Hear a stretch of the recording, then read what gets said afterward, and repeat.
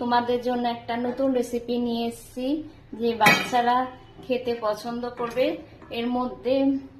এর মধ্যে আছে ওটস, টক দই, বেসন, টমেটো, ক্যাপসিকাম দিয়ে এই রেসিপিটা করছি। এটা একদম তেল কম দিয়ে এই রেসিপিটা আমি করছি।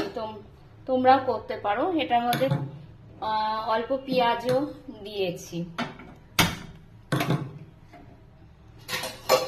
ফ্রাই প্যান দিলাম।